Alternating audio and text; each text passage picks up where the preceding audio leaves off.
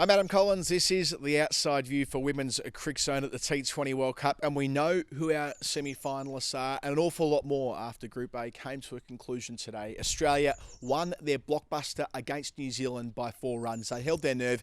In the end, the margin of victory probably flatters New Zealand a 6 and a 4 when the game could no longer be won in the final over, but it didn't mean that Australia didn't have to work hard at different intervals. They made their way to 155 after batting first. They were sent in by New Zealand, principally due to 60 by Beth Mooney, another half century. So consistent in her last 9 T20 international innings. She's made half centuries on 5 occasions, 60 from 50 balls, and great support through the middle through contributions. Not big contributions, but 4 players made it between 19 and 21. So the batting looked after itself to a certain extent. The bowling did as well, but the big storyline, which I can't overlook before we go any further, is that Elise Perry might be out of this tournament. Would you believe? She started the competition with a tricked up shoulder. Of course, what happened during the Women's Big Bash League at the end of last year.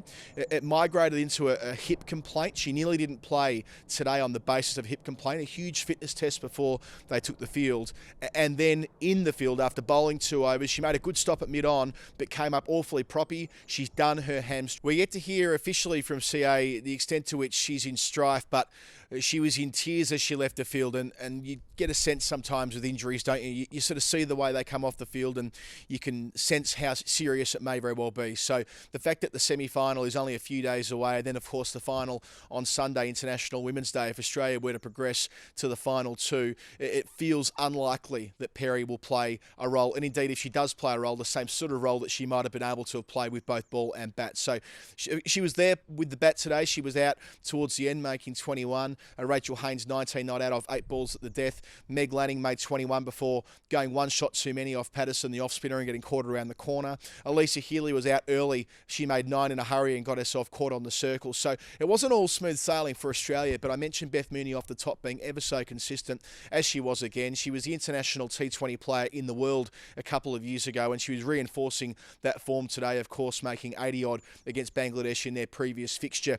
With the ball, it's the same old with New Zealand, really, isn't it? Once Bates and Devine fell, and in the case of today, Maddie Green as well, the third prong to that New Zealand batting lineup, they just didn't look like it. Yes, they came within 4 runs, and well done to them for pushing all the way to the finish line, but thanks to the leg spin of Georgia Wareham, who was truly outstanding. We saw Wareham and her contribution in the previous World T20, the one in the West Indies a couple of years ago. Indeed, to that point, she'd only played 8 games in the Big Bash, so she kind of came from nowhere, got picked ahead of Amanda Wellington, played that summer for Australia, went to the World T20 and bowled beautifully in the final, fielded really well in that decider against England too, and got a name in lights and had that success at international level. Well, today's perhaps her biggest contribution yet, though. She took 3 wickets in the middle overs. She trapped Susie Bates with a top spinner that caught her on the crease. They went up the DRS. Perhaps one of the most important moments of the day was when Elisa Healy said to Meg Lanning, "You have to review this. You have to review this," because on first look, it felt like it was going way over the top, but it hit her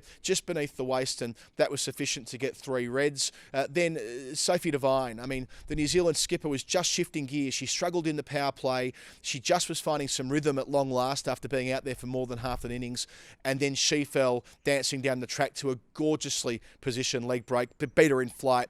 And Wareham did likewise to Maddie Green when she was getting a bit of a run on after Devine left and she took the senior role. She also got stumped by Healy. So Wareham was the key bowler for Australia, making sure that they're able to, in the end, get there comfortably. As I said before, 4 runs doesn't really do justice to the way in which they restricted New Zealand through the crucial part of the innings. So that means that Australia have guaranteed their spot. And it is to Pool B where we go to tomorrow at the Sydney Showgrounds, where South Africa play the West Indies. If South Africa win that game, they'll be top of Pool B and they'll play Australia. It'll mean India play England. If they lose, the reverse will be true at the SCG in their semi-finals on Friday. What I know is I absolutely can't wait. The storyline running through the Australian team. Will she play? Won't she play around Elise Perry? The fact they've found form at the right time. Yes, New Zealand have been disappointing in this tournament once again, but I think that they were admirable at different times today as well. Certainly the way they kept themselves in the game when it was getting challenging, but they'll leave this tournament deeply disappointed, knowing, of course, they host the One-Day World Cup next year. Follow the outside view throughout with myself and Isabel Westbury leading into the semi-finals on Facebook, Instagram and Twitter. Cannot wait for the business end of this tournament.